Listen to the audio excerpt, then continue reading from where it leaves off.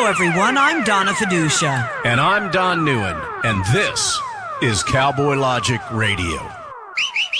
Cowboys didn't dance, didn't wear designer shirts. When their hearts were filled with memories, their bodies filled with hurt. They would sit around the campfire and exchange a piercing glares. Back when the West was really wild, cowboys didn't dance.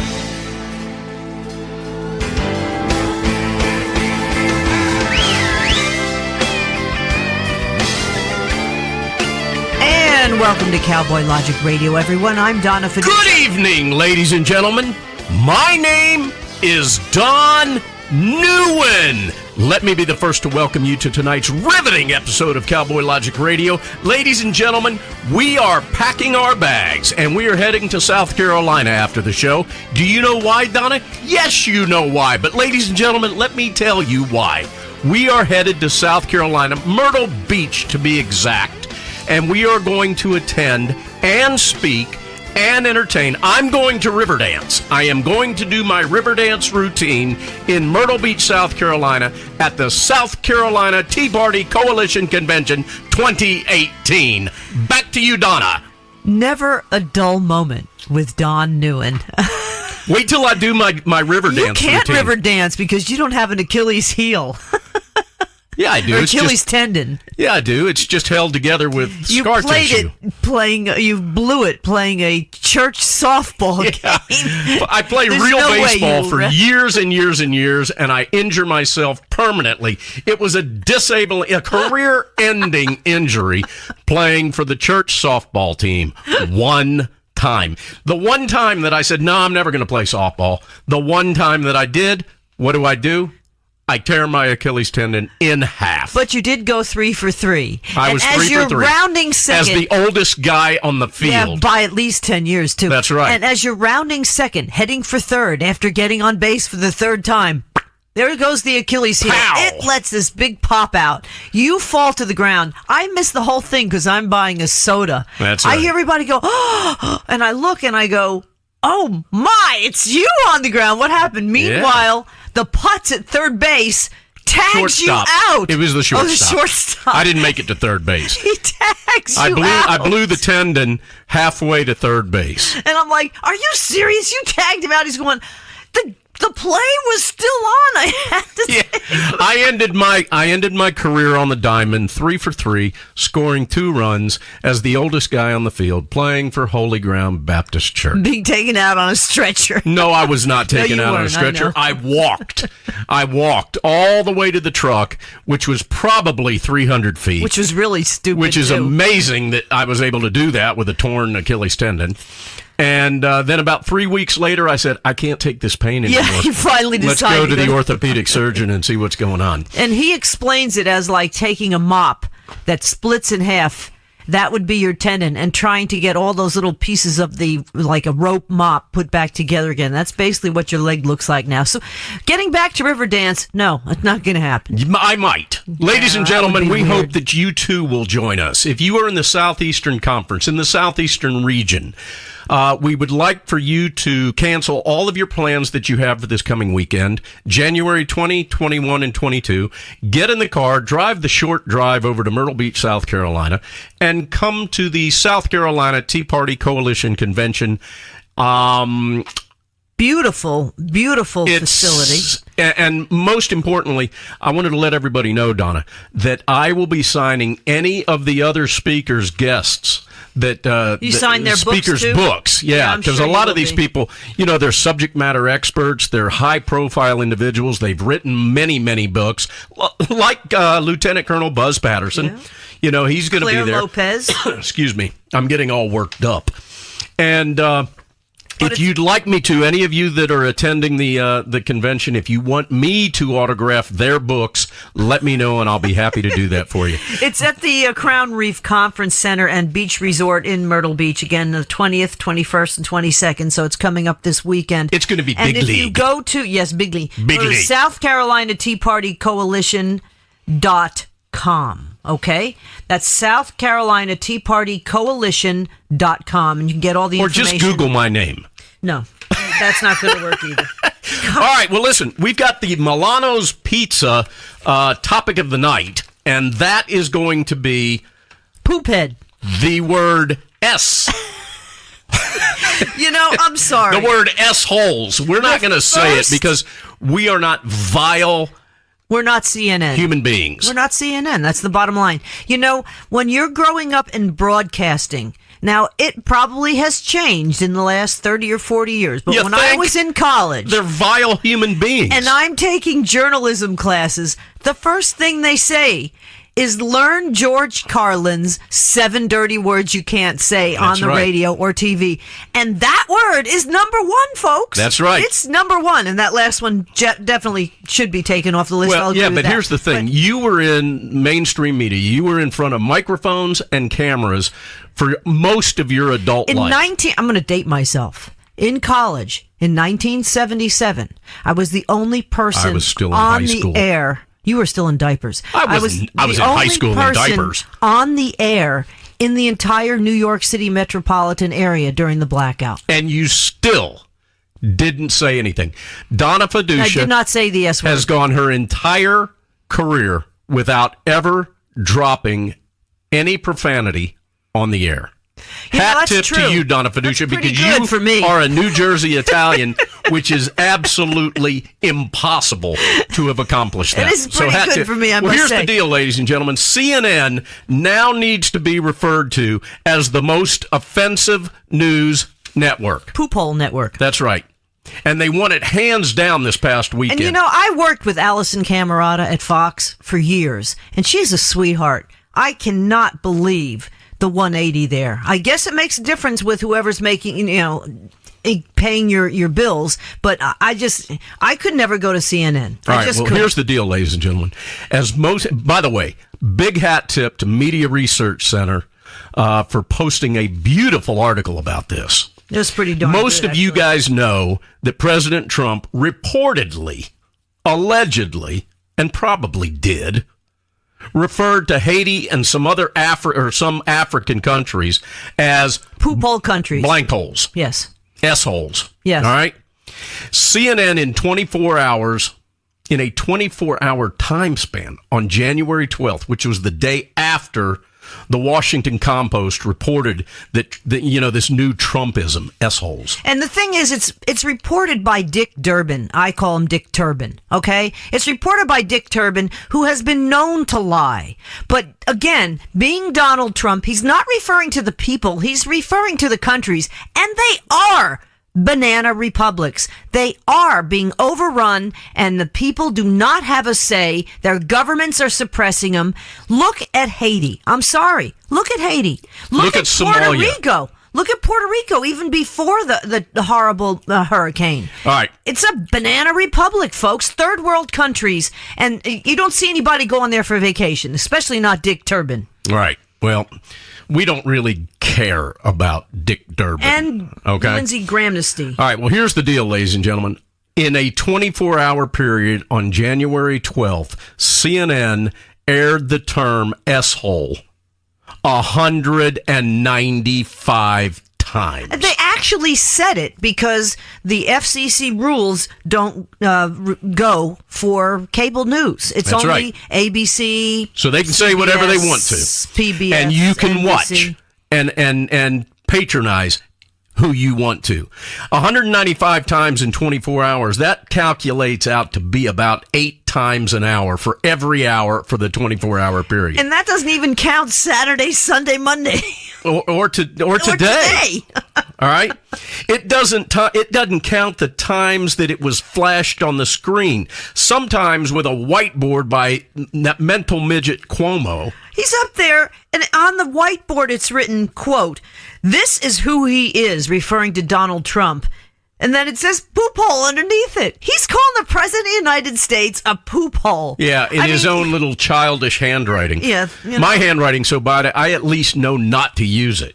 But all right, but here's the deal. Fox News, their staff, or the Fox News channel, their staff, their anchors, their guests, 0 times.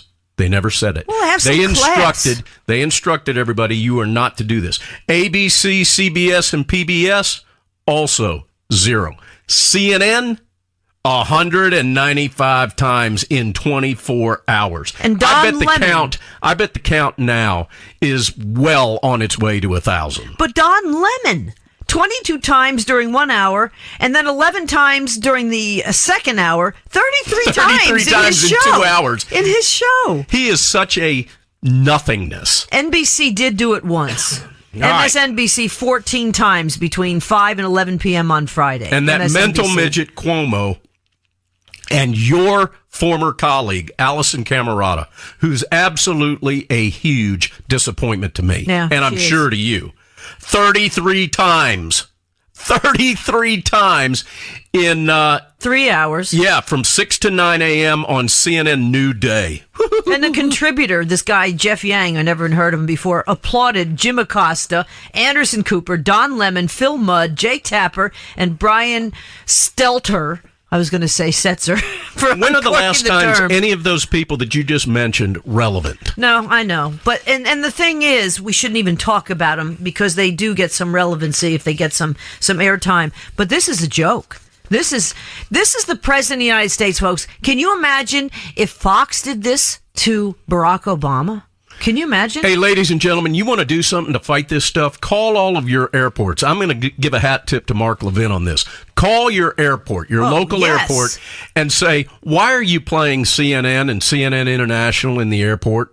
This vile, especially the Atlanta airport, because CNN, a media organization. Well, CNN is here in Atlanta, and you can't go anywhere in that damn airport without seeing CNN plastered all over the place. By the way, let's go to Barack Obama, who called Benjamin Netanyahu. Now, this is actually a head of state, Benjamin Netanyahu, who is an ally of the United States.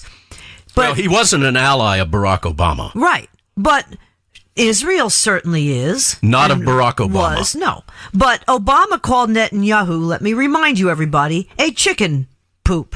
Okay? A chicken and he ass. used the S word. A chicken poop. Nobody said anything about that. In fact, of course, because I feel the country is really anti-Israel, thanks to Barack Obama, in part.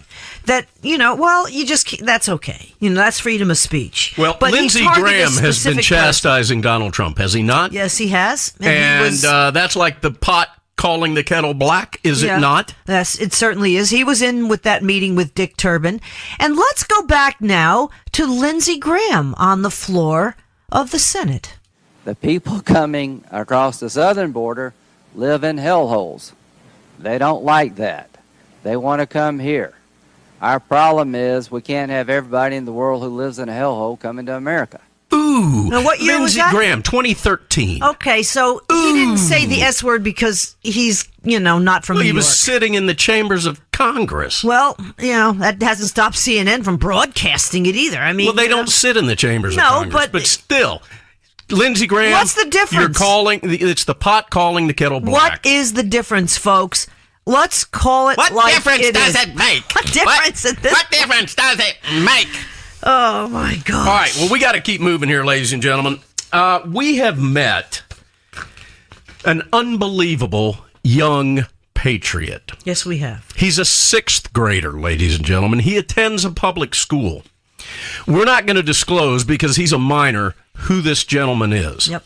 But I'm going to tell you something. His parents raised him the right way, and he's a wonderful young man.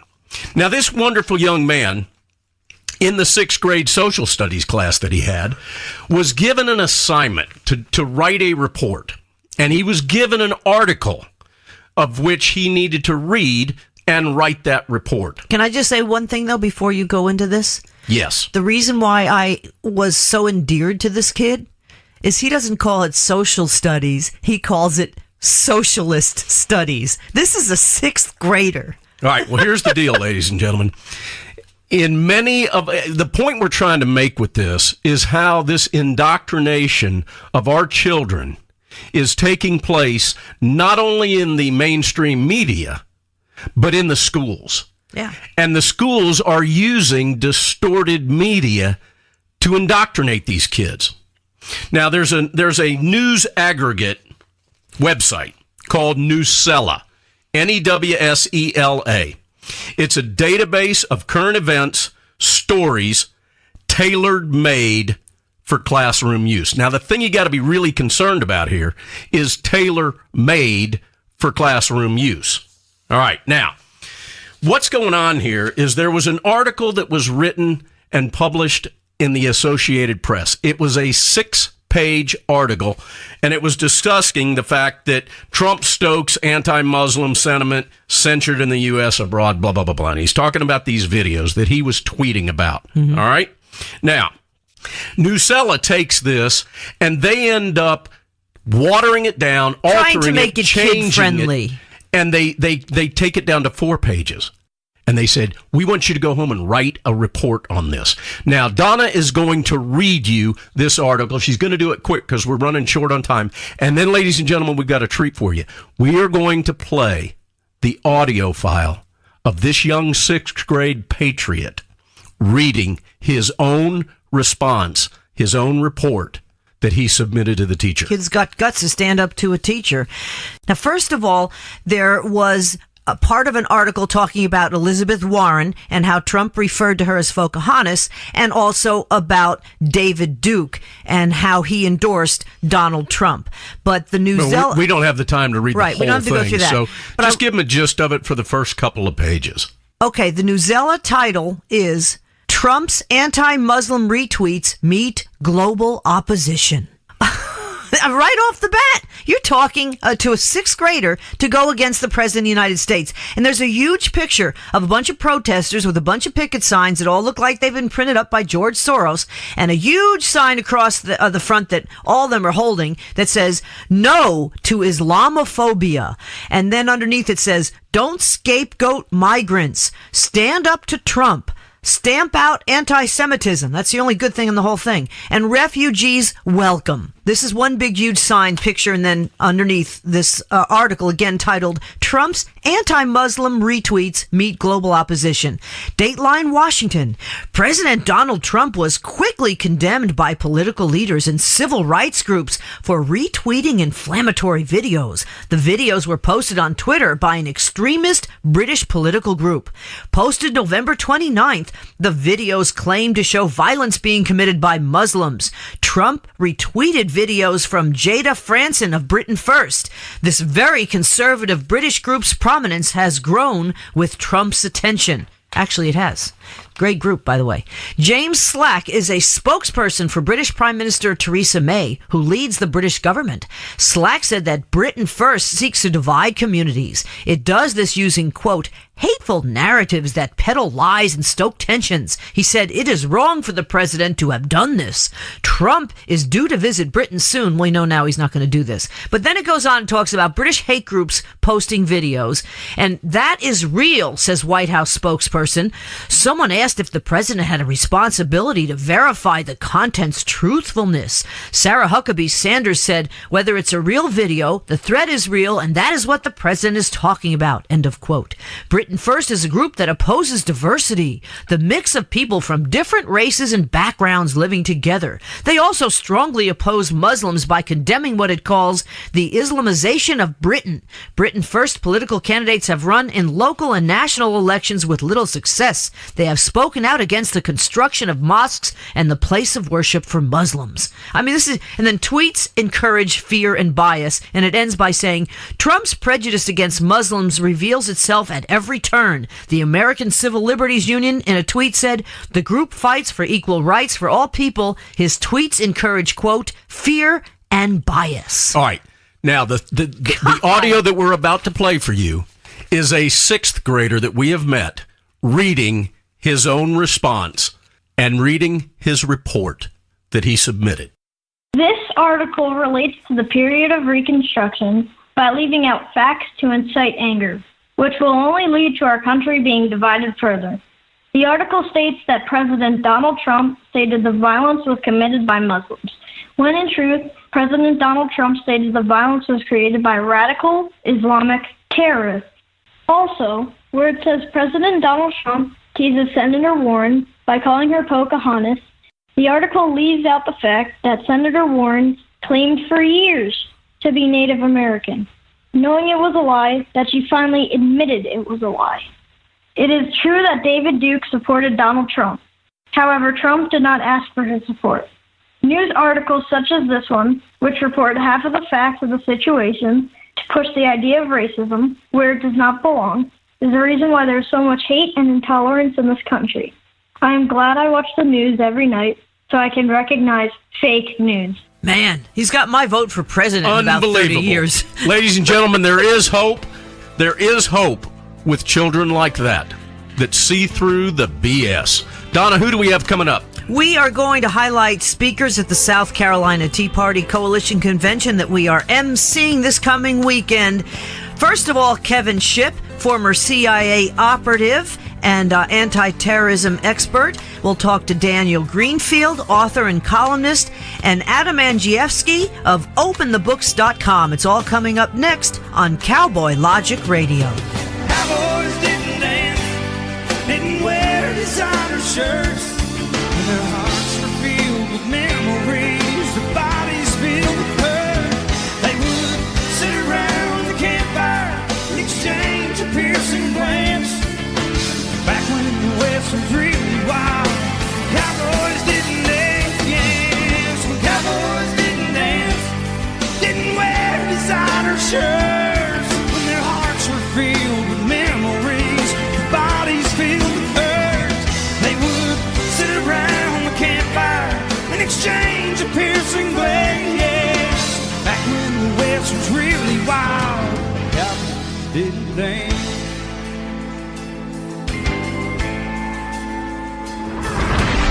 Check us out on the web at cowboylogic.us. Welcome to Myrtle Beach, one of the most beautiful strands of sand on the East Coast.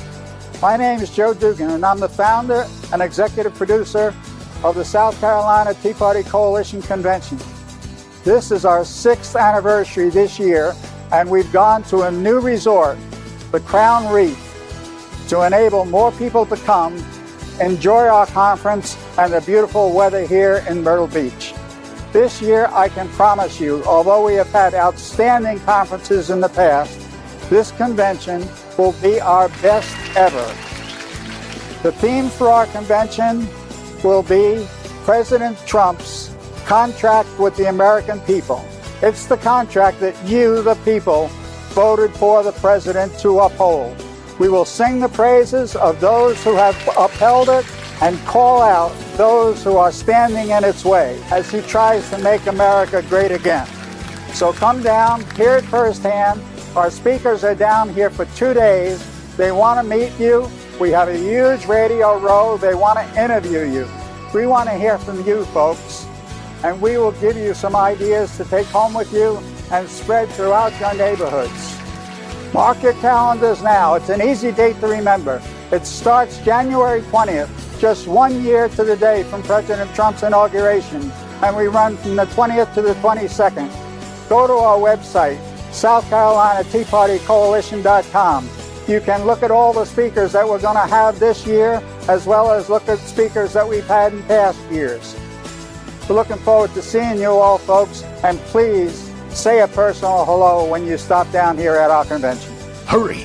Last year's event was near sellout, and this year's will be bigger than ever. So don't wait until it's too late. Book your room and convention package now. Go to SouthCarolinaTeaPartyCoalition.com. Excellent sponsorship opportunities are still available, so you can reach and equip the grassroots in our large exhibit hall and meeting rooms. Whether you wish to host an intimate meet and greet, a press conference, or a book signing, we have the space for you. This event will draw national media again this year. There's no better event for energizing and equipping the conservative grassroots than the South Carolina Tea Party Coalition Convention on Myrtle Beach, South Carolina. Go to SouthCarolinaTeaPartyCoalition.com. Be there.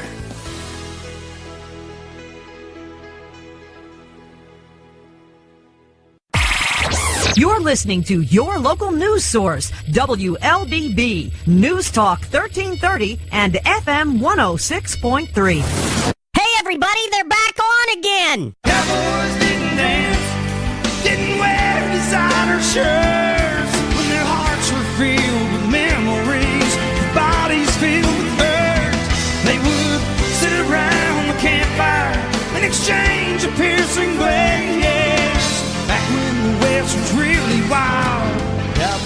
didn't dance.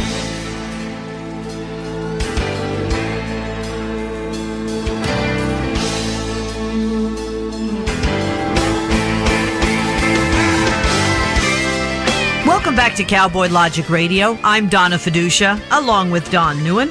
And our very special guest this half hour is a gentleman by the name of Kevin Shipp. And I'm very glad that he's a friend of ours, because I certainly want to be on the wrong side here. Kevin, you have an unbelievable resume. You are the host of the Intelligence Hour, which focuses on intelligence issues from a constitutional perspective. But your big job that you used to do is you're a former CIA counterterrorism, counterintelligence, and staff investigator and whistleblower on the deep state. You operated with extreme danger in over 20 foreign countries. And Kevin Shipp, you've also, like you don't know this, I should tell our viewers. Kevin Shipp also wrote the book From the Company of Shadows, which reveals the procedures the CIA uses in conducting covert operations, counterintelligence investigations, and counterterrorism. And you can get his book by going to his website, fortheloveoffreedom.net. That's FOR, theloveoffreedom.net. Kevin Shipp, we are looking forward to meeting you also at the South Carolina Tea Party Convention coming up later on this week. And welcome to your inaugural visit here to Cowboy Logic Radio. Hey, guys, thank you so much for having me on. Like I say, though, I'm really glad that we, kind of are friends with you, because you're a badass. I mean, there's just no other way to say it.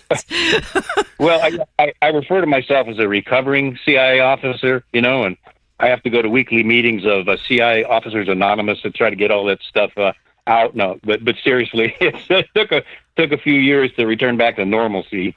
I can see it now. Hi, I'm Kevin. Hi, Kevin. Group hands. Hey, as you sit in a maybe circle. that's what'll happen at the South Carolina Tea Party Coalition convention that's taking place. You'll have the entire audience respond back to you as fellow addict recovery individuals. But that would break the ice. All right, so here's the thing, ladies and gentlemen. We could go on probably until Friday when we take off to head to South Carolina for the convention, talking to Kevin about various aspects of his career, what he's exposing. Kevin, I told you before we got you on the air here, I'm thrilled you're here. This is the kind of stuff I like to dig into and talk about. So without any further ado, ladies and gentlemen, we're going to get into some deep state, deep in the weeds conversations here with Kevin Shipp. And right off the bat, Kevin, I want to ask you, you say there is a distinct difference between the shadow government and the deep state. They're two separate entities. Can you explain that? Yes, that's correct. We've all been hearing, of course, a lot about the deep state lately, and much of it is very good. But what people have missed that I observed while I was in there and when I came out and started to blow the whistle is the deep state and the shadow government are not one and the same. They're two separate entities. They're connected through a matrix of secrecy. But the shadow government is the secret intelligence agencies that conduct a lot of activities and operations behind the back of Congress without their knowledge, almost with impunity, abusing secrecy to the point where it's kind of like a new kind of tyranny. So the shadow government is the secret government agencies, specifically the CIA and the NSA, the CIA kind of being the central node. The deep state is different in that it is connected and it also manipulates our elected government, but it's made up of kind of the money system behind government, that what you refer to as the military-industrial complex, the intelligence contractors, defense contractors, lobbyists, and all those that put money in the pockets of Congress and the Senate to manipulate their votes. That would be the deep state. So they are not one and the same, although they're joined together, primarily the shadow government having even control over the deep state through its vast mechanism of secrecy and the secrecy oaths that everyone has to sign. So they're two different entities. You were a whistleblower on the deep state. Again, you operated under extreme danger in over 20 foreign countries in your extensive career at the CIA. But you had problems because you wanted to alert everybody to the problem of radical Islam. And that, to me, is a huge problem because it's still, at this point, being covered up They blow over anything that happens as far as terrorist attacks, even in this country, that are getting more numerous. And that's a very scary thing. What can we do about this? And what actually happened in your career with this angle? Well, it's very serious. Back when I was in the CIA Counterterrorism Center, of course, I was out in the field actually against that specific threat. And when I came out, primarily under the Obama administration, there was a shocking and drastic change. It started with Presidential Study Directive 11, which was issued by Barack Obama. And, of course, it was secret, so not even Congress knew what the wording was. But through leaks coming from people who knew, PSD 11 essentially opened the door for the U.S. government to begin supporting, if you could imagine, the Islamic Muslim Brotherhood, which is the oldest terrorist organization in the world. Barack Obama and Hillary Clinton began propping up and supporting the Muslim Brotherhood government in Egypt. They tried to install a Muslim Brotherhood government in Libya. We saw how that went. So PSD 11, by the way, is still classified secret, hidden from Congress and the American people. That's the shadow government modus operandi I'm talking about. And that opened up the door for actual U.S. support of radical Islamic Muslim Brotherhood. And of course, that branched out into other more radical organizations, including Al-Qaeda. And the U.S. actually supplied guns and arms, which wound up in the hands of Al-Qaeda and eventually ISIS in Libya. Kevin Shipp, why have we not labeled the Muslim Brotherhood as a terrorist organization? I understand why we didn't do it during the reign of Barack Obama. I don't understand why that was not something that was done the first day that Donald Trump took office. You know, I couldn't agree more. I don't understand that, and the experts that I work with don't understand it either. Mattis and McMaster. Mattis should have come out immediately and done that. He did that. He did not do it. They have even backed away from calling radical Islam what it is, and everybody is just kind of dumbfounded by that. Now, Trump himself has come out and actually talked about radical Islamic Jihad, but his cabinet advisors, especially in the Department of Defense, still refuse to do that. And it is, at the very least, puzzling to those of us that understand who the Muslim Brotherhood is. I think it helps to understand that Donald Trump is in the midst of the shadow government and deep state, surrounded by what everybody would call swamp creatures. But these are pretty nefarious folks who've been there through several administrations. So for him to push this stuff through is not an easy thing. But the concerning part is that especially Mattis has shied away from putting the finger on radical Islam and refuses to call it that. So it's puzzling. It really is. We can't understand what's holding them back. You know, for the better part of 8 years and more focused on probably the last 5 years, I was a mouthpiece for General Mattis. I actually, on the radio show especially, I was beating the Mad Dog Mattis drum as loud as I possibly could, and I got to be honest, I am terribly disappointed in what I've seen so far. Yep. I'm hoping that's going to turn around. Kevin, for the sake of the listeners, as well as for Donna and I, your career at the CIA started in what year and ended in what year? I started in the summer of 1985 and then left in 2002, where I came out to expose a cover-up that they had done, and then actually filed suit against them started from, 2001 and lasted all the way through to 2002 and beyond. And the thumbnail sketch of the whistleblowing cover-up that you exposed was? I had really stumbled across a vulnerability. I was in a higher level position, and I was doing an investigation and uncovered the fact that in any of our embassies around the world, a foreign intelligence agent or terrorist, whoever, could go into the system where the foreign nationals work and identify all of our covert agents in the field. Which of course was shocking. I double, triple checked it, found out based on everything I could ascertain, digging way down into the computer systems, that it was pretty easy to do. So I wrote up a extensive investigation report submitted it to the office responsible, the high-level official in the CIA, as an alert that you may want to look into that. And they destroyed my memorandum 3 times, claiming that they didn't get it, claiming that it was lost. Then I received an ominous phone call on the secure line, threatening me and telling me to drop the investigation or it would affect my career, and then hung up the phone. And this was a senior GS-15 CIA officer. And then, of course, it was, what in the world is going on here? Why would they want to stop fixing this problem? It got worse. I went into the headquarters server, and they had erased the entire investigation from the server, just eliminating it everywhere that they possibly could. Unfortunately for them, I documented everything in hard copy and just scanned it back in there. But so to make a long story short, I went outside the agency to a senior officer, a former decorated agency officer, good man, back in the days of God and Country. And he had become a high-level officer in the Department of State IG on the 7th floor there, and got the investigation to him. He read it, called me one day and said, Kevin, this is Jim so-and-so, just got your memo, your investigation. We read it. We think there's something here. We want you to come over to state immediately. So I did. Went over and sat down, and he and 2 other senior IG officers said, we think that there's something potentially serious here.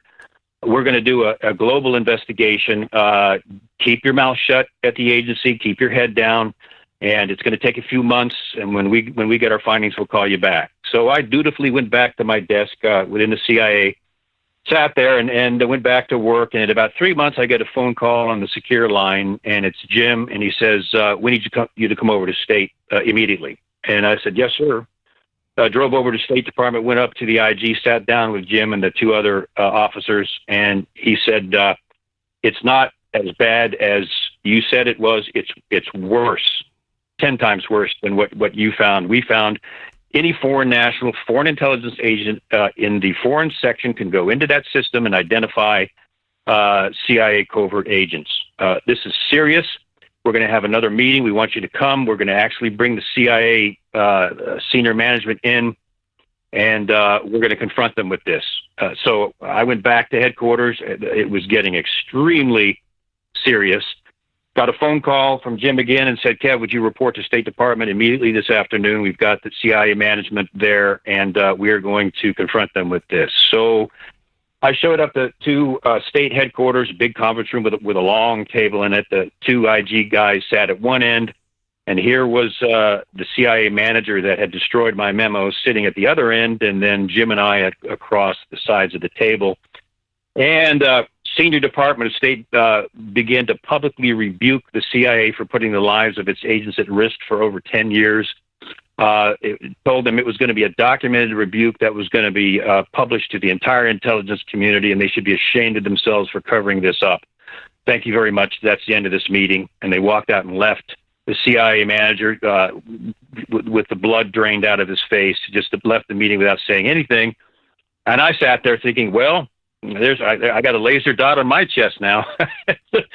So, and sure enough, the state IG published a big report to the entire intelligence community that the CIA had this vulnerability, that it had the chance to correct it, and it did not, and it had been officially rebuked for doing so, and that was circulated to every one of the intelligence community agencies. And I went back to my career, eventually was assigned to a covert base within the United States as the second in command, and asked to move on to the facility with my family, which I did. And this base had been involved in some nefarious things for years.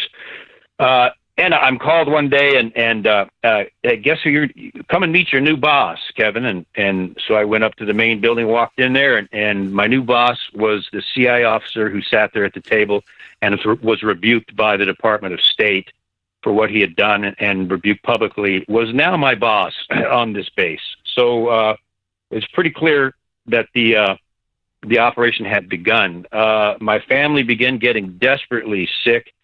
My wife was bleeding from her gums. She came running into the kitchen one day. Her gums were bleeding. She's bruised all over her body. She eventually lost her short-term memory had headaches so bad they had her on morphine. The doctors could not figure out that she was being exposed to some kind of poison. My son's immune system was so low. Initially, they thought he had AIDS. We tested him for that. He didn't. The doctor's response to me was, I don't know what it is, but it looks like he's been exposed to a burst of radiation. So we were being poisoned by something. The house was just full of black mold in the walls. There was a mustard gas shell that had percolated up through the yard outside the house.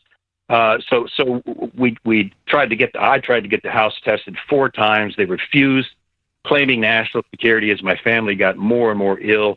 So I had the house secretly tested and secretly flew my son to an immunologist who tested his blood and said he's been exposed to a serious poison. I put a report together, submitted that to the CIA, and once again, that was destroyed. I visited CIA headquarters. It was a detailed report, actually a grievance with the evidence in it, which has to be dealt with officially. I reported. I never heard back for, golly, it must have been 2 months. Called them weekly, and they said, no, we hadn't received it. So I was attending a meeting at the CIA headquarters, went down where the cable traffic is managed, and that is official traffic by law that has to be retained by the agency forever. And I went in there and asked the guy, and I had the access. I went in and sat down and asked the guy, listen, could you go into the cable system and find my memo and my documents? And he said, yeah, no problem. He went into the cable system, and he goes, what the heck? I said, what? He goes, I have never seen this before in my entire career, but that document is gone from the system. I said, what do you mean it's gone from the system? He said, it's been removed. I said, well, can we get it back? He goes, no, it's gone forever. He said, I've never seen this happen, but your investigation is gone. So I left that meeting understanding, okay, this was obviously I was being targeted.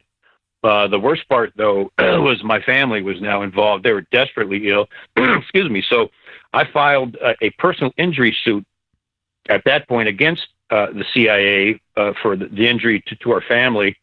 That I trapped the house regularly because that's what I did from my training. Our house was broken into while we were away for a couple of days. A chemical was painted on the ceiling. They began following us, even following my family around the base. The security guards who'd become friends of mine because I'd really supported what they were doing started telling me that they were ordered to destroy the records of the break-in, to destroy any records of poisons in or around the house. And then it started getting really, really ugly. I had so much evidence. The CIA, as they always do, had a secret meeting with the judge where my attorneys were not allowed to attend, trying to coerce the judge to drop the case, which is pretty routine for them. This judge, however, the evidence was so strong, he said, no, the quote my attorney gave me was, Mr. Shipp has you over a barrel. And I say that humbly just because I'd had enough evidence that the judge had to do something. So he ordered us with the CIA to a mediation for a mediated settlement for personal injury for the illness, and all of our property that was contaminated had to be destroyed, including my kids' toys and all of our baby pictures. Everything had to be taken out and burned. So that was part of the settlement amount. And of course, what they'd done to me in my career, and we won the settlement. The CIA legal officers signed the settlement agreement. We all left thinking, well, okay, we finally got some. We even had them write a letter of apology to me and to my family for what they'd done as part of the settlement. We left thinking it was finally over. It had been 4 years at that point. We think it was finally over. 3 days later, excuse me, I get a shocking call from my attorney who was flabbergasted.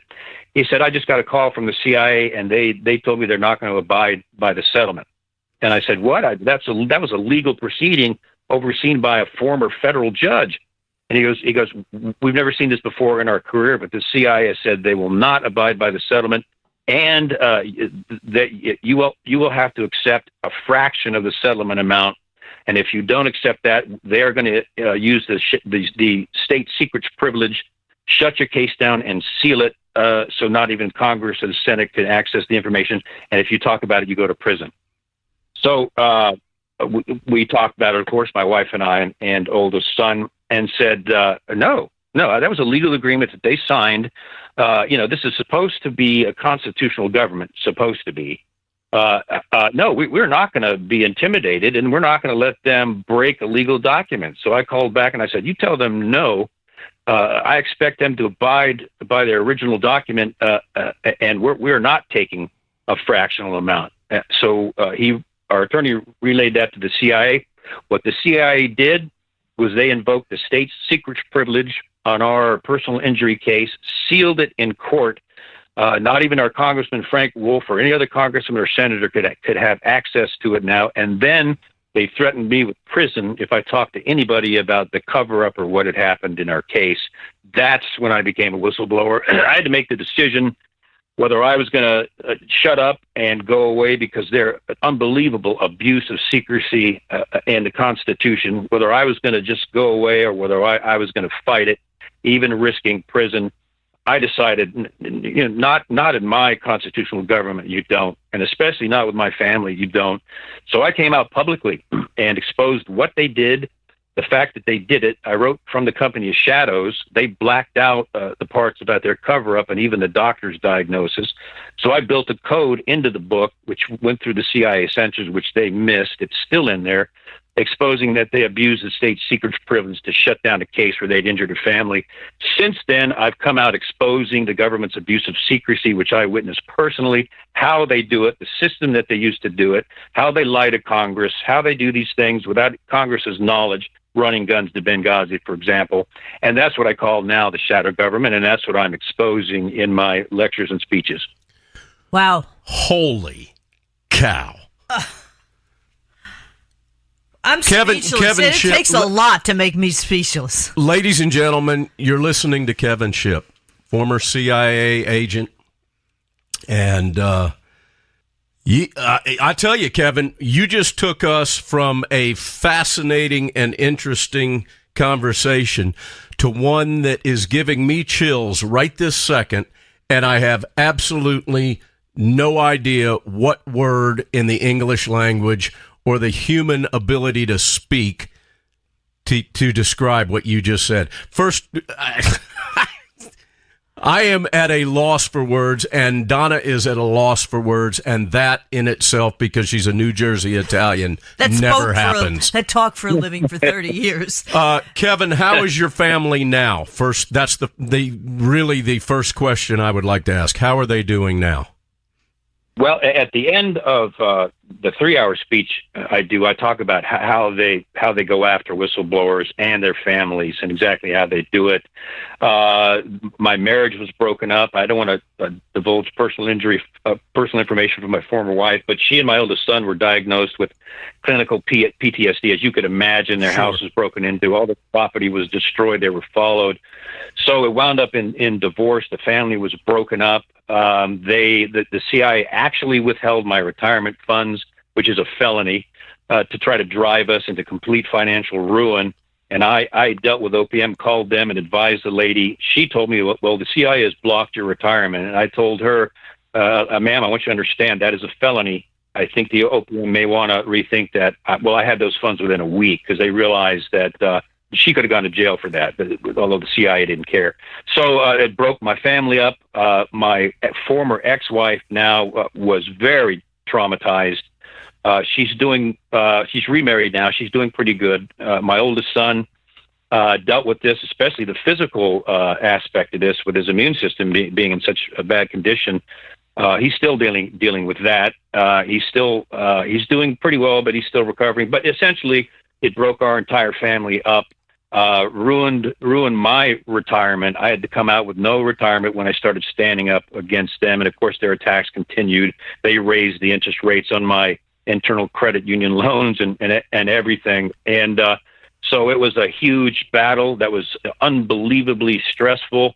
And it was a very tough time, but it had a tremendous impact on our family. But here's the thing. What happened to you, I'm sure happens to a number of people. This hasn't really come out until Donald Trump got elected, in my opinion, and certainly would never have come out, this kind of behavior, if Hillary Clinton were elected. Because what happened to you, certainly I believe on a much smaller scale, but it was financial ruin, is Paul Manafort in this ongoing investigation. If they want you, they're going to get you.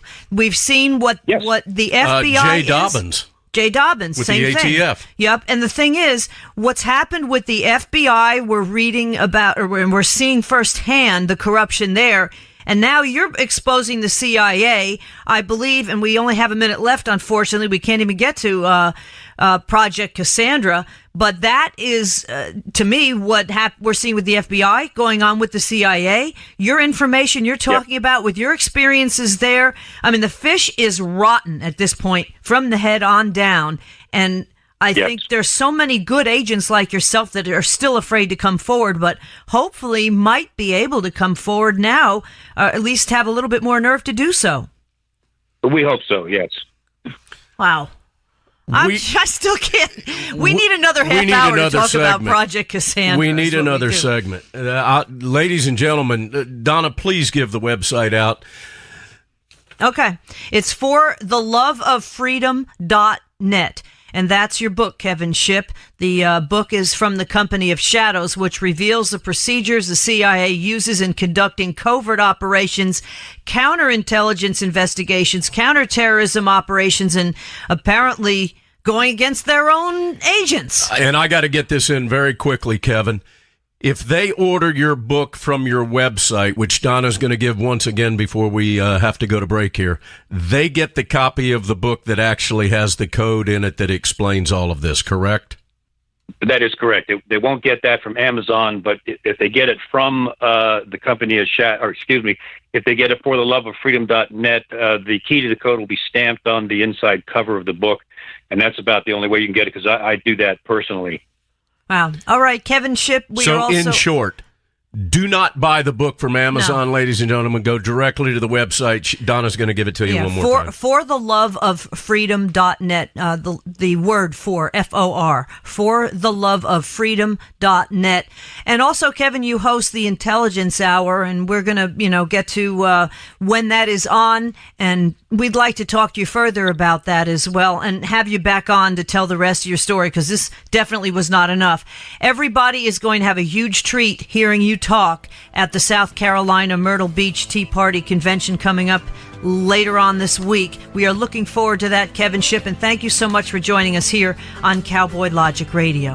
And we're just going to lay it out in that convention. And thank you guys for having me on. Really enjoyed it. God bless you. Absolutely. We'll see you in a couple of days. And God bless you who do for we what have you're doing. coming up next? We're going to be talking to Daniel Greenfield, author and a columnist from Front Page Magazine, and Adam ANDRZEJEWSKI from OpenTheBooks.com. Two more people that will also be at the Myrtle Beach Tea Party Convention. It's coming up next on Cowboy Logic Radio. Cowboys didn't dance, didn't wear designer shirts. Their hearts were filled with memories, their bodies filled with hurt. They would sit around the campfire and exchange a piercing glance. Back when the West was really wild, cowboys didn't dance. When cowboys didn't dance, didn't wear designer shirts. When their hearts were filled with memories, their bodies filled with hurt. They would sit around the campfire and exchange a piercing glance. Back when the West was really wild, cowboys didn't dance.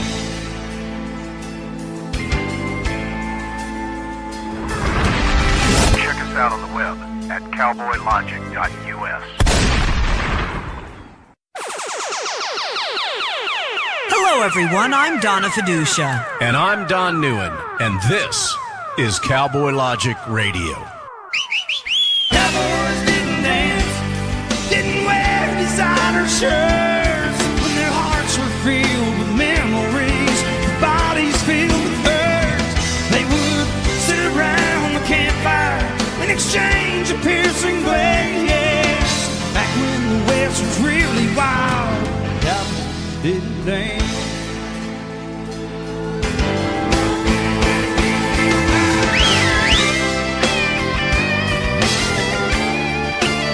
Welcome back to Cowboy Logic Radio. I'm Donna Fiducia, along with Don Neuen. And our very special guest... Who has been behaving, wouldn't you say, Donna? Yeah. I am behaving you are very behaving well for these interviews. Because the bulk of the interviews, in fact, all the interviews we've done for this show are the first time we've had the pleasure of interviewing these great people. And we'd like them to come back. Yes, so therefore you're behaving yourself. That's right. And let's continue on with this list of great with me folks. behaving? Yes, no, and that too.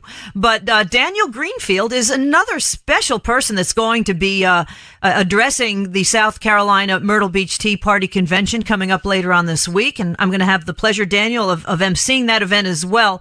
Daniel is an author and a columnist. You see him at Front Page Magazine, David Horowitz's Freedom Center organization. That's frontpagemag.com. Our own Michael Cutler also writes for Front Page Mag. He has a show, of course, folks, on our radio network.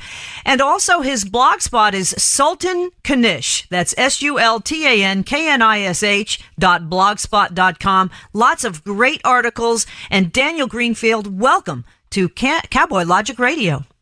Thank you. Thank you so much for having me on. You write on a number of... Don wants... He's about to interrupt. I want to get right into it, Daniel. Oprah-ism. I want to talk about Oprah. And you've got a new article out, if I'm not mistaken, Oprah-ism in the Church of Obama. I cannot wait to get into that. Now, Donna, go through your typical, journalistic approach toward the interview. The thing is, like 2 years ago, Daniel... Don actually said this. He said it could be Michelle Obama or it could be Oprah. But one of those two ladies may actually think about running for president. Everybody's going, no, never happened. Well, here it is. Tell us about your article and your take on Oprah-ism and the Church of Obama. Well, Oprah also likes talking about herself. So does Obama. That's what narcissists tend to do. Narcissists love talking about themselves.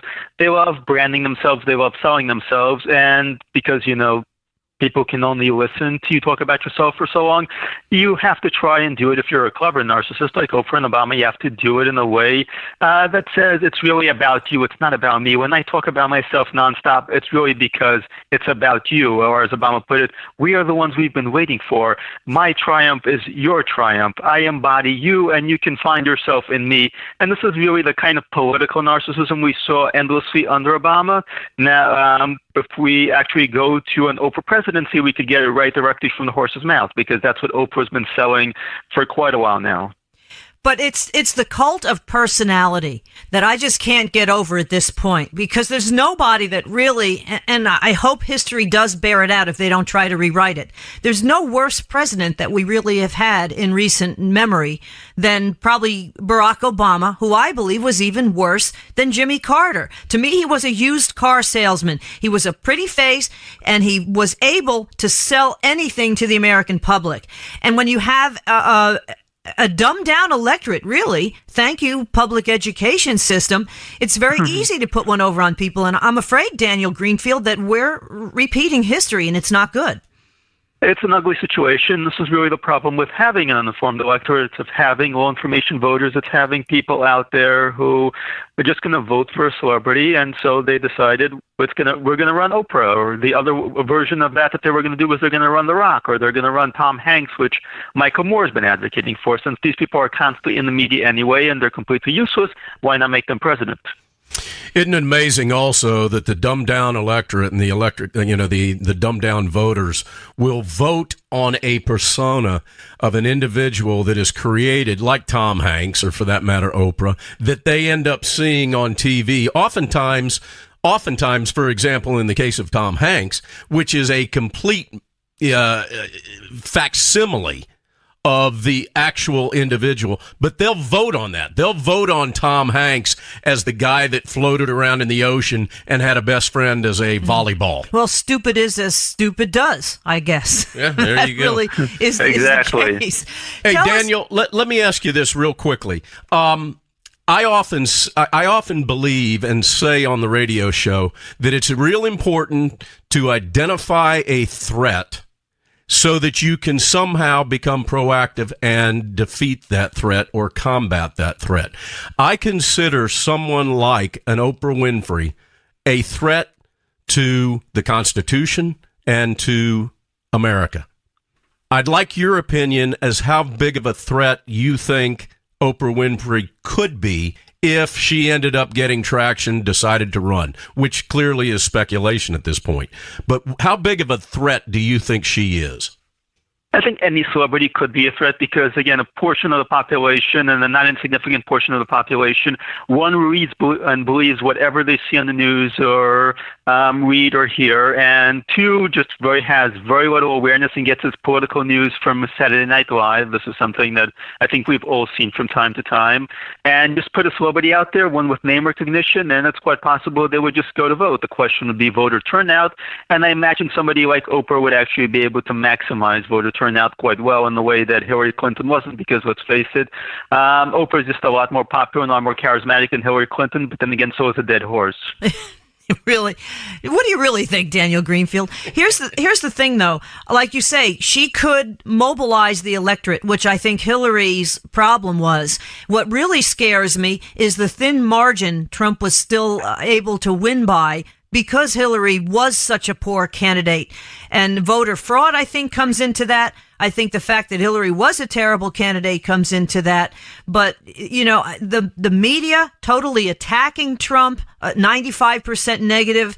It's just not going to happen with Oprah. And yet it's so obvious, some of the stuff she's done. You want to talk about racism? I mean, to sit there and say old white people have to die. And I guarantee if Donald Trump were to say something like that in reverse, that's all you'd be hearing now for the last couple of weeks. You'd be hearing it for the rest of your life. There are celebrities far more minor who made far more minor comments, and nobody ever let them forget that one again. But with Oprah, it's just slides. But it really shows the resentment and the racism that's buried there, the same way it's buried with Obama, beneath the happy talk, beneath the supposed charisma, beneath the healing energy stuff is ugly racism and resentment. We're talking with Daniel Greenfield. He's an author and a columnist and really, to me, a very deep thinker. Front Page Magazine, David Horowitz's Freedom Center. You can find his work at frontpagemag.com and sultankanish.blogspot.com. That's Sultan Kanish. You know, you were the Sultan of Swing, but you are the Sultan Kanish, I guess.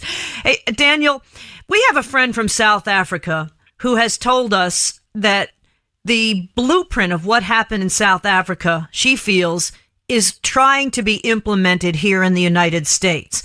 If anybody knows about what's happened in South Africa post-apartheid, it's the fact that white farmers and white people in general are being murdered at an alarming rate. Well, if I'm not mistaken, Donna, when Oprah made that comment about killing old white people, I believe the topic of discussion in that interview was in fact South Africa. Now, Daniel, you and Donna may correct me on that if I'm wrong, but I think that's what was going on. And what's going on with whites in South Africa, ladies and gentlemen, is absolutely atrocious. I believe a rape takes place every 23 seconds. Mm-hmm. I mean, you can't even wrap your head around something that tragic. No, and white farmers are being murdered for their land. The people don't know how to farm, and they're starving. The president of Africa has, I think, a second or third grade education.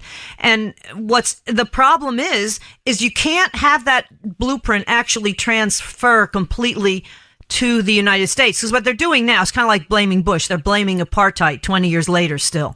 So because you have a predominantly white population in this country, now you have to have the white guilt. And to me, this is really scary. Again, Saul Alinsky, Daniel Greenfield, comes into play, where you have these useful idiots. And to me, this is really a message for disaster. And I want to get to your next, one of your latest topics that you wrote about is possibly an American Civil War.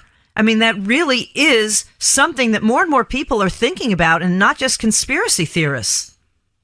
Yeah, it's becoming a troubling time. Just briefly mentioned South Africa. The New Time magazine made its thing of the year, The Peacemaker, back in 1993, and they had Arafat and Mandela on the cover. And since then, the Palestinian Authority is a terror state, and South Africa is a horrifying hellhole where people are actually mounting flamethrowers on their cars to prevent carjackings. Murders, rapes are ubiquitous, and there's very much genocide on the agenda.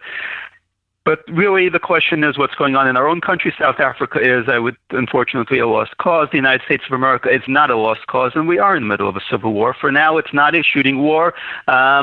for the most part, again, we've had certain violent incidents. We obviously have had the Antifa attacks. We've had an attempt to massacre members of the Republican. But at the same time, the Civil War is now taking place on a political level. So how do civil wars really begin? On a political level, you reject the authority of the government. The violence then follows afterward once there's a power struggle, and the authority of the government has been very decisively rejected.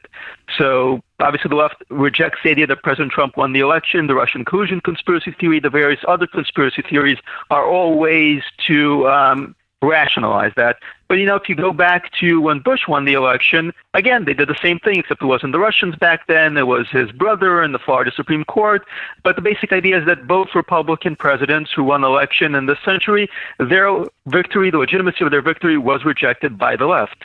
And, whoever the third Republican president, hopefully there is one, unless amnesty kicks in which case we'll just have the same permanent Democrat rule as California does. But whoever the third Republican president is, we know by now that the left will reject his victory, no matter who he is, because that's how it operates now. Instead, you have federal judges, unelected officials, deciding what the president can and can't do, which is a basic rejection of democracy. That's what we're dealing with. You can't have elections anymore. If you elect the wrong sorts of people, we're going to have federal judges come in and override all your decisions. That's how it began in California. That's now what's happening in America. And that effectively amounts to a civil war. And you have state governments, including California, going around and saying, we're going to be a sanctuary state. We're an independent republic. We're going to defy what the federal government tells us. But at the same time, they expect everybody else to obey what their basis of power stays. And this is a very fundamental conflict. It's a civil war because there's a rejection of any kind of authority, any kind of government, except the kind that answers and owes its obedience to the left. This civil war that you're speaking about, anybody that is in tune and observant with what's going on in modern day can feel the tension, can feel the reality of this civil war. And it clearly is something that should not be taking place. My question to you, Daniel, is at what point did you see or do you believe the birth of this modern day civil war taking place? When did this start? So I think to some degree it's always been coming. It's a slow process. It just began accelerating. Two major points of acceleration were Obama's victory and Trump's victory. Trump's victory in particular freed up the left to become much more radical under the guise of fighting this horrifying threat, this new Hitler, this unprecedented crisis. This allowed the left really to come out of the closet, to behave much more abusively. And we're now seeing tactics being used against the President of the United States that were being used locally. For example, just the presumption of racism that was local municipalities and even states face that. And now we've got federal judges saying that the president is a racist, therefore we have the power to override everything he does because it's probably motivated by racism. That's obviously a very scary development. So the Democrats lost Congress, they lost the White House. They got to the point where they had absolutely no elected power bases left. So they committed full on to the unelected power bases. And as a result, we have this tug of war between elected officials and unelected officials. And the Democrats are insisting that the unelected officials should have supreme power over everybody. That the people can actually be trusted to vote in elections. That white people have failed, the white women have failed, that the electorate itself has failed, that democracy has failed. And as a result, we have to give them ultimate power because the American people can't be trusted. If you look back on history, Daniel Greenfield, it does repeat itself if you don't learn from it. And that, to me, is very scary because we do have Common Core in there. And Winston Churchill did say the fascists of the right become the fascists of the left. I believe we're starting to see that as well. You look at Antifa, these people are the ones going around beating up people. These people are the ones trying to shut up free speech. And it's gotten to the point, I mean, I really do thank God sometimes that Donald Trump got elected, because if Hillary were in there, a lot of people would be afraid to speak up. And he is speaking for the forgotten man. He is speaking up for those middle America, flyover country folks, the ones that think crumbs actually at $1,000 back in your paycheck is not crumbs, Nancy Pelosi. That I really feel that if Trump were not elected, we really would have no voice at all at this point. And as you say, we're going to go the way of California. Yeah, it's a beginning process, and the basic reality, this is why so many people got behind President Trump, because people feel that they are losing the country, that the establishment does not listen to them, has no interest in what they have to say, and will just keep on doing its own thing no matter what. And we've seen that with multiple politicians, Republican for that matter, who just got in. They will say one thing when they're actually run for office. You remember McCain's build that dang wall, and once they were actually in office, they believe the exact opposite. And President Trump was somebody who they could actually count on to just bulldoze his way through and actually tell the truth. And that's what we've been missing for so long, because you have these fake double standards. You have the lies that are constantly being told to us and about us by the media. And you have an establishment in what I call the Imperial City in Washington, D.C., and that is its own world that governs America, but it isn't governed by America. And President Trump was trying to actually restore American rule to Washington, D.C. Yeah, and he's trying, and you got to give him credit for that. Meanwhile, you have these clueless Democrat lawmakers who say, let's invoke the 25th Amendment, he's insane, all this other stuff. The best defense is a good offense. At this point, if you look back at what's happened since Trump's been elected, the only people colluding with Russia actually are Robert Mueller and Hillary Clinton and the Clinton campaign. The only people who are insane, in my opinion, is the left, because they just can't help themselves, as Mark Levin says, as Michael Savage says, liberalism is a mental disorder. It could not be more true. These people are just totally irrational. And if you try to talk to them, especially people for women's rights, this is what really gets me. If you're for women's rights and you're going to go for somebody who actually thinks Islam is okay and the Muslim religion is okay, when if you're gay or a woman, you have absolutely no rights, how does that work in the favor of the left? They've taken that narrative. I don't understand how it works that way, but it's happening.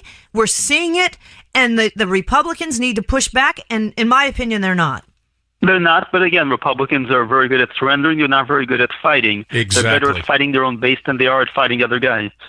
Exactly. Daniel and Donna, I have a client, not worked with the client in a couple of years, but a year or so ago, the organization GLAAD, which has to do with gays and lesbians and helping protect their rights and their security and whatnot, came to me, and after dealing with normal business that I would with this particular client, I finally said, hey, listen, I just want you to know that you're working with probably the most conservative individual in our industry, which Daniel happens to be the rock and roll bus business. I'm in transportation and I deal with rock and roll. They came to me to lease a bus for a tour. And I said to them, you're dealing with a pretty conservative guy here, but I have a question for you. What are your thoughts on Sharia law? And it was silence. There was nothing at the end of the call, at the other end of the call. And finally, the gal goes, I don't know what you're talking about.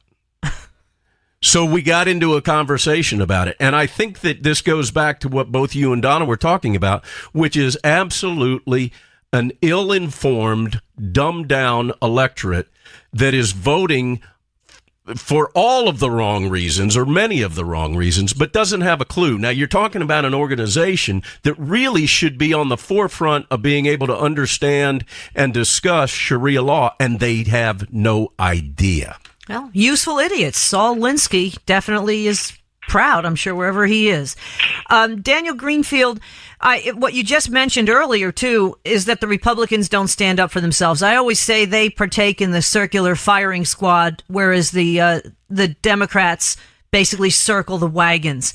Let's switch gears to the subject of Islam, if you would. Is there such a thing as moderate Islam? And is it possible for Muslims in this country to actually live under the Constitution?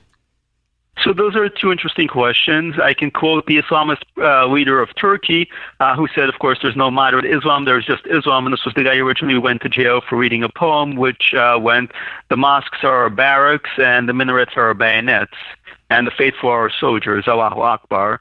When it comes to the idea of a moderate Islam, so there's the construct that the left and the media and some Republicans push on us, which is that Islam is basically moderate, and there are a few extremists who kind of act out and misbehave.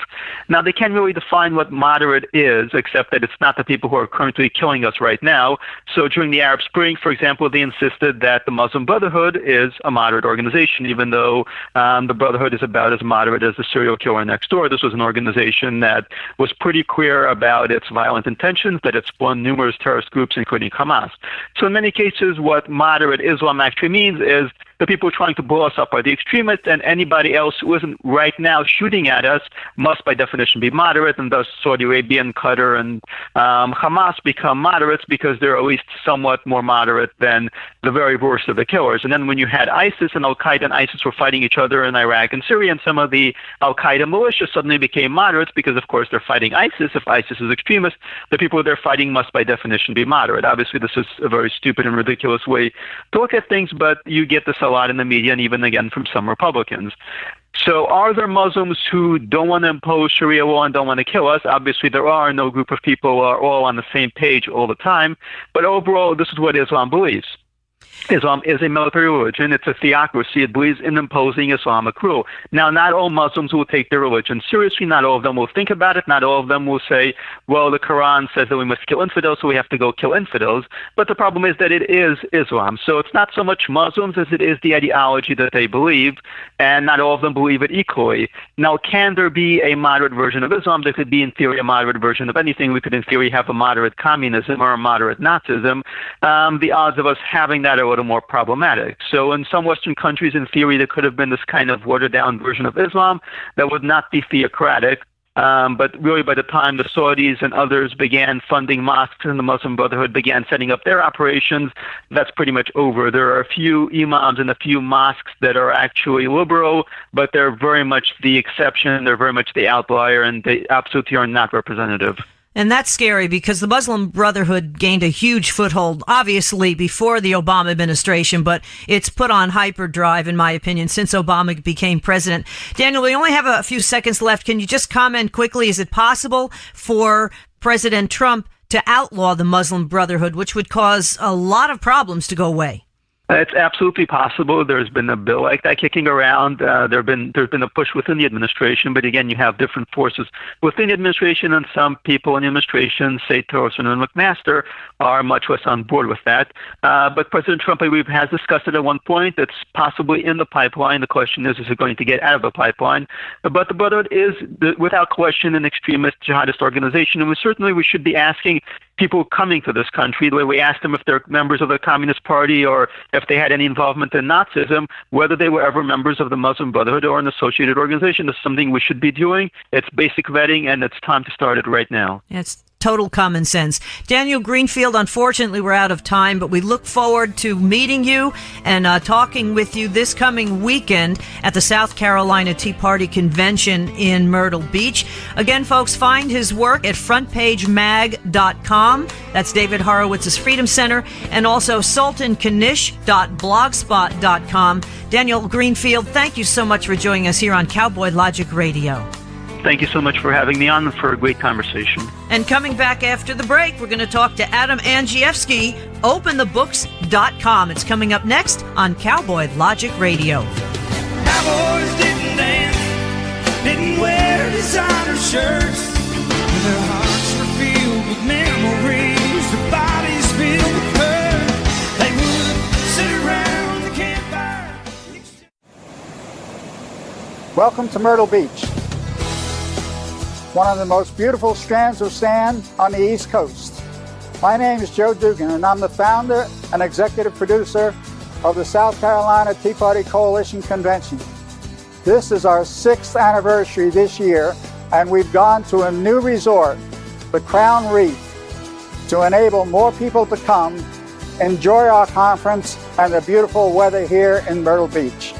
This year, I can promise you, although we have had outstanding conferences in the past, this convention will be our best ever. The theme for our convention will be President Trump's contract with the American people. It's the contract that you, the people, voted for the president to uphold. We will sing the praises of those who have upheld it and call out those who are standing in its way as he tries to make America great again. So come down, hear it firsthand. Our speakers are down here for 2 days. They want to meet you. We have a huge radio row. They want to interview you. We want to hear from you, folks. And we will give you some ideas to take home with you and spread throughout your neighborhoods. Mark your calendars now. It's an easy date to remember. It starts January 20th, just 1 year to the day from President Trump's inauguration, and we run from the 20th to the 22nd. Go to our website, SouthCarolinaTeaPartyCoalition.com. You can look at all the speakers that we're going to have this year, as well as look at speakers that we've had in past years.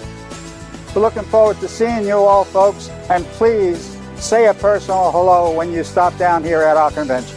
Hurry! Last year's event was near sellout, and this year's will be bigger than ever. So don't wait until it's too late. Book your room and convention package now. Go to SouthCarolinaTeaPartyCoalition.com. Excellent sponsorship opportunities are still available, so you can reach and equip the grassroots in our large exhibit hall and meeting rooms. Whether you wish to host an intimate meet and greet, a press conference, or a book signing, we have the space for you. This event will draw national media again this year. There's no better event for energizing and equipping the conservative grassroots than the South Carolina Tea Party Coalition Convention on Myrtle Beach, South Carolina. Go to SouthCarolinaTeaPartyCoalition.com. Be there.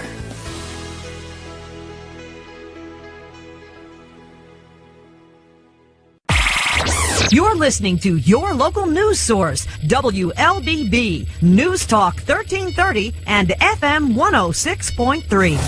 Hey everybody, they're back on again! Cowboys didn't dance, didn't wear designer shirts. When their hearts were filled with memories, bodies filled with hurt. They would sit around the campfire and exchange a piercing glares. Back when the West was really wild, cowboys didn't dance. Welcome back to Cowboy Logic Radio. I'm Donna Fiducia. Good evening, ladies and gentlemen. My name is Don Neuen. We know and that. let me be the first to welcome you back to the fourth quarter of the ball game, ladies and gentlemen. This is the final inning of the ball game. We are bringing up the cleanup hitter, ladies and gentlemen. This is what you have waited all night for, and that is the final segment in which you, our beloved listeners, at the end of this segment will say goodbye to Don Neuen. Back to you, Donna. That was actually very subdued. Normally, you're much louder than that. I'm surprised. Well, I'm trying to act mature. Well, that is because this is the first time we've had Adam ANDRZEJEWSKI on the phone. So we really have to be a little bit more, I guess, cordial. He hasn't been really exposed to your full I'm Don Neuen radio puking yet because this is his first appearance on Cowboy Logic Radio. There it is. Introducing Adam ANDRZEJEWSKI. Very Back to good. you, Donna. I'm impressed. He can pronounce Adam's name. Adam, I thought Fiducia was bad. Welcome to Cowboy Logic Radio. Let me introduce you here. You have an amazing resume. You're a businessman, and your big thing is government transparency, a big advocate for that. You reside in the belly of the beast, in my opinion. That would be Illinois. And your organization is openthebooks.com. There's really no other way to explain it. That's what we need to do, Adam ANDRZEJEWSKI. Open the books, because the government is just a total money pit, in my opinion. Welcome to Cowboy Logic Radio. It's great to be on your program, that's for sure. In Illinois, we just describe it as the Super Bowl of corruption. Our number one manufactured product in this state is corruption. So we've been trained well, and we've taken the lessons that we've learned, and we're taking them writ large across the country. You ran for governor of Illinois in 2010. And you have a huge family, the oldest of 7 children, and you co-founded at a very young age, really, an independent publishing business with your brother back in 1997. You've got an amazing resume. But you have delved into Illinois politics as a Republican, I would assume, correct? So back in between 2008 and 2012, I was deeply steeped in Republican politics. I did run for governor because out of the blocks, I knew less than 5 elected officials when I started that campaign. We ran competitively. We only spent 11 months on the campaign trail. I finished within 5% of the vote in terms of winning the Republican primary. I lost by about 44,000 votes in a state of 13 million people. One of the greatest moments that I think I'll ever experience in my lifetime came in the final days when Nobel laureate, one of the founders of Solidarity in Poland, the first president of Poland in the modern era, Lech Wałęsa, came in and endorsed my campaign. But we lost, but I ran on transparency, every dime online in real time, and I ran on the concept of forensic auditing, deep evidentiary, follow the money, hold up in court audits, and we've carried that forward on a now, first in Illinois, and now on a national basis. Well, that office at the time was held by, as they call him, Rod Blagojevich, and he was replaced by Pat Quinn. Blagojevich, whatever. After Blago was impeached. So you really were in the total area of, I mean, I guess if you look back on the politics of Illinois, it's always been that way. I mean, they say Illinois is what got John F. Kennedy elected, but I mean, you really totally were in the belly of the beast running at such a high, for governor at such a young age. It's just amazing what you can see. And therefore, now you founded OpenTheBooks.com. This is the largest private repository of public spending in the world with a database including salaries, contracts, grants, how groups conduct themselves, government spending of all basically the government agencies like the EPA, Veterans Affairs, Small Business Administration. Right off the bat, Adam Andrzejewski, can you tell me who is the biggest problem, or is it just a whole bureaucracy in and of itself? So I think, the federal bureaucracy is a huge problem for the American taxpayer, and we'll get into an oversight report that we just launched called Mapping the Swamp, a study of the administrative state. But I think every single one of these unaccountable federal agencies is a problem. And on a quarterly basis, over the course of the past 3 years, we've done an oversight report on a tranche or of federal spending or a federal agency. So we've done a report on the United States Environmental Protection Agency, and we found that they spent in a 8-year period $92 million on high-end luxury furniture. We've done consistently over the course of the past 3 years reports on Veterans Affairs, and they're probably the worst federal agency. Incredibly, when sick veterans couldn't get in to see a doctor because there weren't enough doctors, we found that the agency spent $20 million on a high-end luxury art portfolio. Now that went to Good Morning America, ABC World News Tonight. Senate Judiciary Chairman Chuck Grassley wrote a letter to then VA Secretary Robert McDonald. McDonald apologized for those purchases and instituted new rules to stop the practice on a go-forward basis. Well, they say with Obamacare that as the VA went, so did Obamacare, and that seems to be what happened.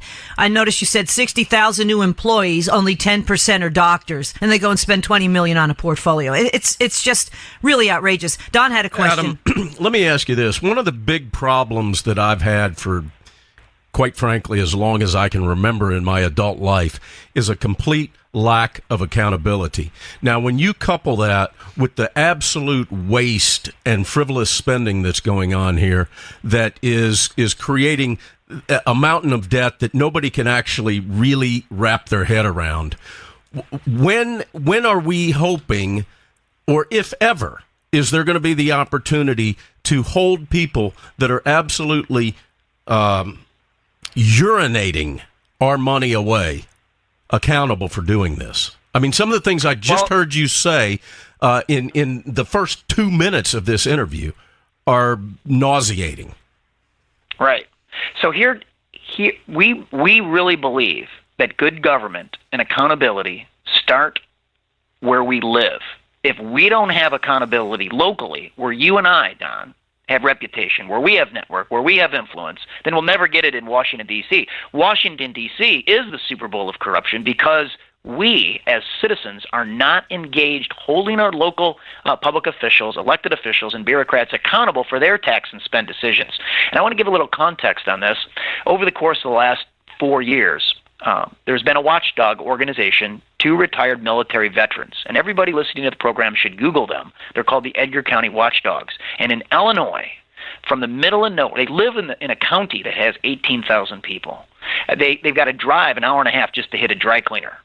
And those guys have, over the course of the last 4 years, with a watchdog model of open data, citizen engagement, getting up to 50 of your friends and neighbors to a public meeting, that generates a media event, asking questions, demanding answers on spending. They have forced out over 300 local and elected officials.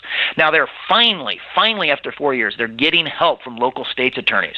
But if we don't have states' attorneys willing to prosecute public corruption, then we'll never get the prosecutions out of our nation's capital. And the people, the American citizens, should insist on this locally first.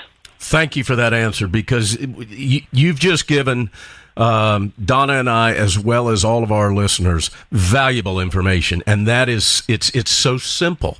Start locally. Yeah. And here's the simple question to ask.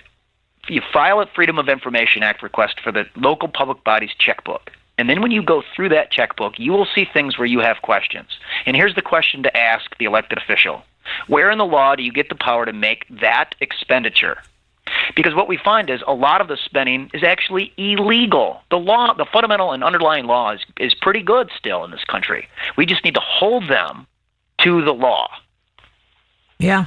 And that's the big problem. And that's where draining the swamp really struck a chord with the American taxpayer, because nobody is representing us. I mean, but what he just said, Donna, is hugely profound. Mm-hmm. I mean, all of us are sitting around beating this drum about how wasteful the federal government is, and you see it on social media constantly where people are, bitching and whining about it. But you're absolutely right, Adam. The only way to take down a house is brick by brick.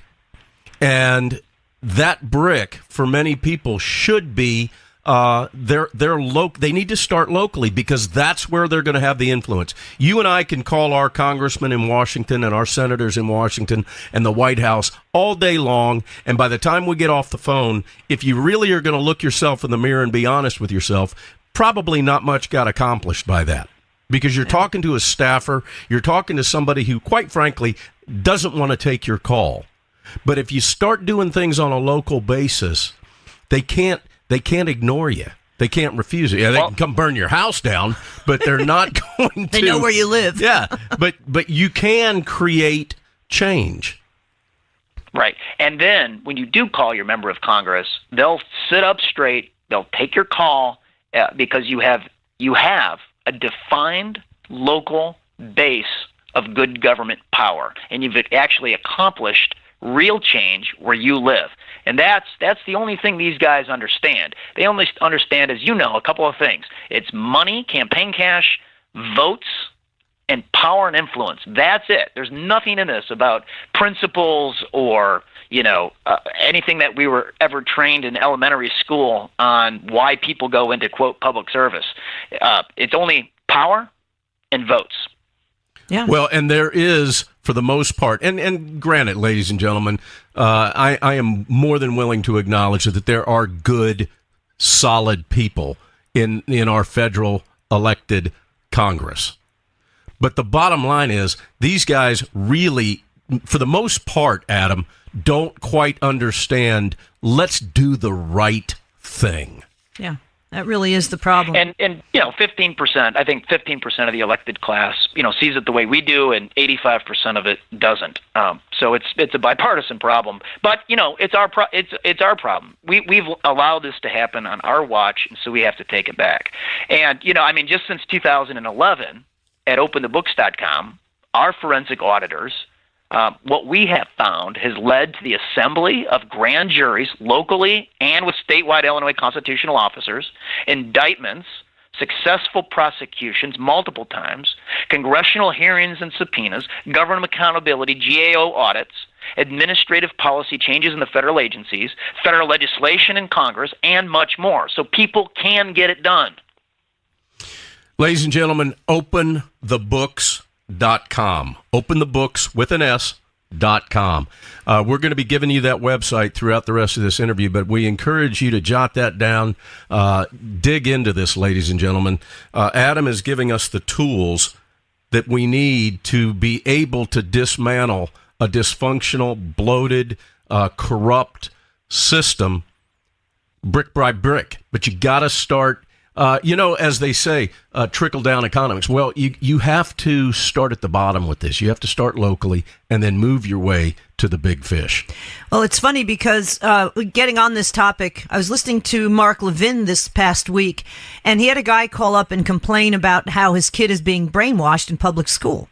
And Levin said pretty much just what we've been talking about. He said to the guy, do you know who your school board is? Who's on your school board? The guy's like, no.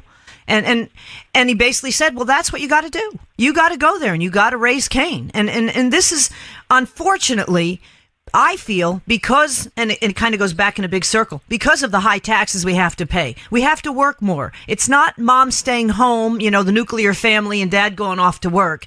We've got to work harder. Some people have 2 and 3 jobs to pay their taxes.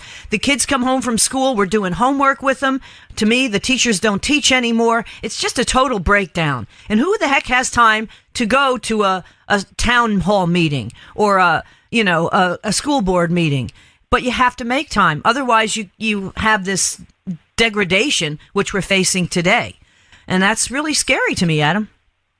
Well, it is. And so our objective is just to make it a heck of a lot easier for people to engage. So we try to get you down the field. For example, we've captured 4 billion individual government expenditures at the local level, the state level, and nearly all federal spending since the year 2001.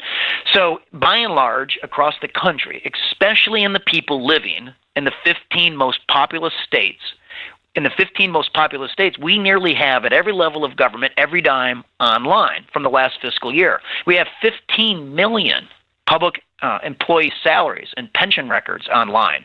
So by and large, in your municipal units of government across the country, and there's some holes, but by and large, we have about 7 out of every 10 public employees with their salaries on our website. So you can come to our website and you can search what people make just right in your own communities. Wow, that's great. And you have a mobile app, too, for openthebooks.com? We do. You can actually search it by zip code from your phone. And when you download it, it's free for Apple and Android. It's called Open the Books. It will immediately find your location and any information. For example, it hyper-localizes the federal checkbook where you live. So you can see all federal spending for the last 3 fiscal years right on your phone, right in your own zip code, or any zip code across the country. Oh, that's awesome. That's fascinating. That's really great. What are some, let's talk specifically locally for just a second, if you don't mind, because I really want to drive that point home to our listeners that they're going to be able to effect change on a local basis a heck of a lot easier, at least in starting, than they are on a national level. So can you give the listeners a few examples of some jaw-dropping local, regardless of where it is in the United States, local examples of just mind-numbing waste? So I encourage everyone to start where they live. So I'm going to walk you through what I have found in my own backyard, because leaders lead. I've walked this walk, and I want to tell you what I found.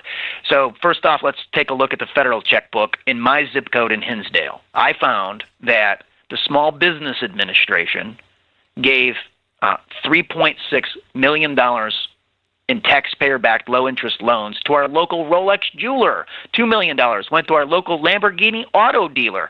$700,000 went to my barber where I get my hair cut. There are 400 six-figure teachers at my local high school, but only 250 of them are working. 150 of them are out retired on a 6-figure pension. At my local junior college, we did an oversight investigation starting in 2014. The first thing we found was a $20 million state construction grant the school was trying to get by helping reelect the incumbent Democratic governor of Illinois. When we exposed the email chain from the president of the school to the school board, we stopped that grant. Then we started to dig into their checkbook spending, and we found they claimed to be transparent with every dime, but they hid $100 million over a 6-year period. Now, what could be wrong with that? Well, here's one example.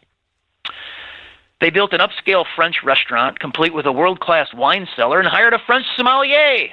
And then They billed off up to $400,000 of eating and drinking and parties for the executives of that school in that restaurant. This led to an entire new board. This led to, eventually led to the state's attorney got engaged. He indicted the chief radio engineer for trading with his own company. He was just sentenced to 9 years in jail and had to pay back $400,000 worth of restitution. And that story's a lot bigger, but that gives you some of the highlights of what you can find locally. Wow, and that's just locally. How does a barber? And that was mind-numbing. How does a barber? What do you say? 700,000. 700,000 for his own barber. How does that happen? I mean, how does he finagle that? Well, we've looked into the beauty industry, and at every level, it's subsidized by the American taxpayer. And let me tell you, there's no shortage of jobs to cut hair, to do massage, to in the cosmetics and beauty industry. But so right from the schools, there are beauty schools charging $20,000 in Illinois of tuition, and that is a higher tuition than a Big Ten college university charges because of the taxpayer subsidy on loans and grants into those beauty schools. And when you graduate, you get a 1-year license to cut hair or do massage or do nails. And then the beauty salon, where I go, that facility, they were growing, and so they convinced the SBA to loan them $700,000 for their expansion plans. God, it is mind-boggling. Ladies and gentlemen, are you able to wrap your head around this? I mean, and you wonder why every time we try to, have a continuing resolution, they just keep, like they say, kicking the can down the road. On a national level, like you say, D.C. is the Super Bowl of corruption. Bureaucracy is expensive. $1 million a minute, $500 million per 8-hour workday, and the minimum wage for federal employees is around $100,000. They used to say close enough for government work. Man, it's like, give me a government job now. So our Mapping the Swamp report, I think we broke new ground on the administrative state. And Investors Business Daily, the board, the editorial board, they said that this was praise from on high, and we really appreciate it, very humbling. They said that this may be the most creative and informative report showing the size, scope, and power of the federal government ever done. So, we found in our files 2 million federal bureaucrats. This is the federal workforce, the civil service federal employees, and they are very expensive. We found 30,000 of them out-earn every governor of the 50 states. That threshold salary is $190,000 a year. We found that the top level, the most highly compensated public employees at the federal level, that number of those is dramatically escalating. Just in the past 6 years, if you make $200,000 or more, the number of those folks is up 165%. If you made $150,000 or more, that number is up is up about 60%. So, it's a swamp that's expensive, it's deep, and what we found, it's spread out across the entire country. There's a federal bureaucrat now employed in 30,000 zip codes across the country. Ladies and gentlemen, openthebooks.com. Openthebooks.com. Adam, what's an example of one of these paid government individuals that's making well over $200,000? What kind of a position would warrant that kind of a salary? So we found, for instance, 35,000 lawyers employed. The average lawyer, all in salaries and benefits, cost the American taxpayer $175,000 a year. Now, look, there's 12,000 of those 35,000 lawyers pursuing crime and criminals at the Department of Justice. Now, that leaves 23,000 lawyers, by and large, enforcing regulations. And that's the problem, folks. They're wasting your money and your time. Yeah, because I know that with all the regulations, that's the one thing that gets the left so annoyed with Donald Trump, is he's undone a lot of that. And as a farm owner, we have 62 acres here. The EPA actually tried to say when water runs down after a big rainfall, you get a couple inches of rain coming down fast, and you might get a little river where drainage happens, that's a navigable waterway, and therefore you can't build on it, you can't do anything on it, and the government has to control it. I mean, it's like, and then an hour hour later it's gone because the water's drained. It's really crazy. Well, and one of the ways they got that rule in place was the EPA violated the anti-lobbying statutes. So a federal agency can't advocate on behalf of their own proposed regulation. But the EPA did. They used a thunderclap social media product paid for by the American taxpayer, which of course generated 1 million responses. 99% of them were positive, and that's one reason they got their rule passed that's causing you, Donna, so many problems. Exactly. Adam Andrzejewski, you will be one of the featured speakers that we are going to have the pleasure of introducing at the South Carolina Tea Party Coalition Convention this coming weekend. Ladies and gentlemen, January 20th, 21st, and 22nd in Myrtle Beach, South Carolina. If you're in the southeastern region, which is, Adam may argue with me on this, but the dominant Southeastern Conference football on the entire planet Earth. If you are in that region of the United States, we were getting along so well. Yeah, I know we were, but the Bears. But the thing is, ladies and gentlemen, if you're in that southeastern region of the United States, make the drive to Myrtle Beach this coming weekend. If you don't have anything going on, spend some time with unbelievably great, hardworking individuals like Adam. Adam, is there any other way that these folks can get in touch with you outside of the website, openthebooks.com? So on Facebook, it's just Open the Books.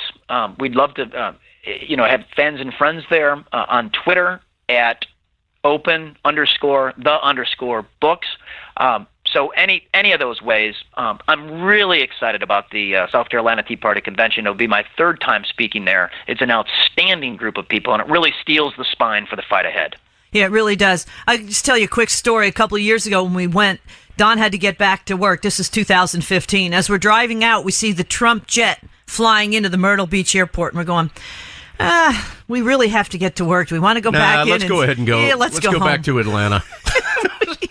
We missed Donald Trump's So we left as Trump speech. was coming in.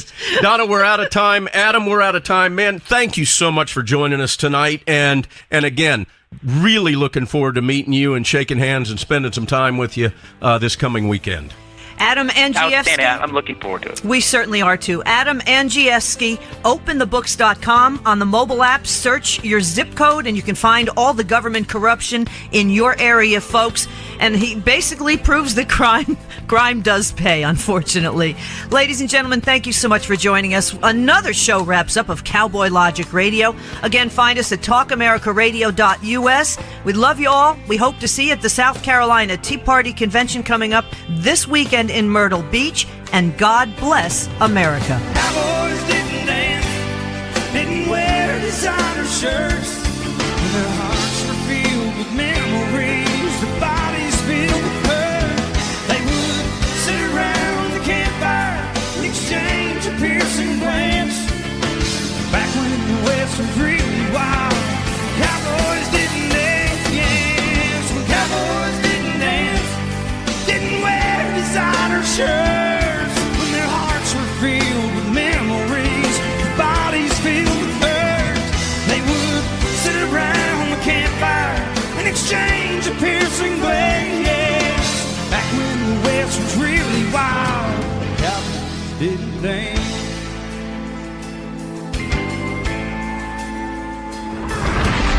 Check us out on the web at cowboylogic.us.